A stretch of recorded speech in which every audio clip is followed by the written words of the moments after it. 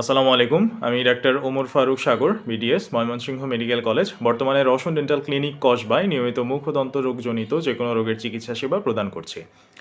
আজকে বিকালবেলা একজন পেশেন্ট আসলেন। আ তিনি তার বাচ্চার মাড়ি কাটাতে এসেছেন। তো বিষয়টা শুনতে ১ম এ একটু অস্বস্তিকর লাগলো না?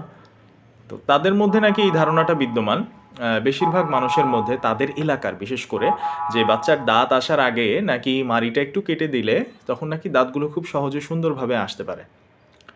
তো এই ধারণার কারণে উনি আজকে আমাদের কাছে এসেছেন যে উনি আসলে বাচ্চার মাড়িটা কাটতে চান। দেখেন আসলে এটা পুরোপুরি একটা কুসংস্কার।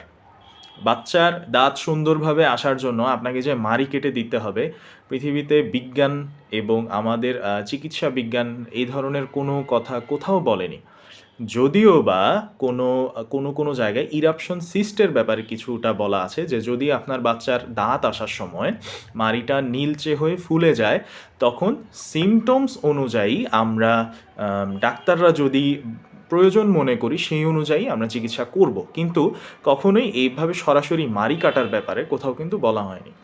তো এটা আসলে তাদের মধ্যে একটা কুসংস্কার বিদ্যমান যে মাড়ি একটু কেটে দিলে নাকি দাঁতটা সহজে সুন্দরভাবে আসে।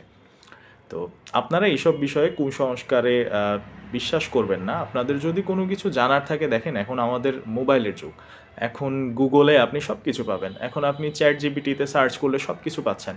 আপনার হাতের নাগালে ইন্টারনেট আছে। আপনার হাতের নাগালে প্রত্যেকে আমরা স্মার্টফোন ইউজ করি। তো আপনি কিন্তু খুব সহজেই এসব বিষয়ের অ্যাক্সেস পাবেন। এসব বিষয়ে একটা সম্যক ধারণা পাবেন। আপনার যদি কোনো কিছু জানার থাকে আপনি ইন্টারনেটে সার্চ করে দেখতে পারেন। এবং বিশেষ প্রয়োজন অনুসারে আপনি অবশ্যই ডক্টরের শরণাপন্ন হবেন। আপনি এ ধরনের কুসংস্কারে কখনোই বিশ্বাস করবেন না। তো সবার জন্য শুভকামনা রইল, এবং এই সমস্ত কুসংস্কার থেকে যে বাচ্চার মাড়ি কাটতে হবে সুন্দরভাবে দাঁত আসার জন্য, এই সমস্ত কুসংস্কার থেকে দূরে থাকার জন্য অনুরোধ করা হলো। সবার জন্য শুভকামনা।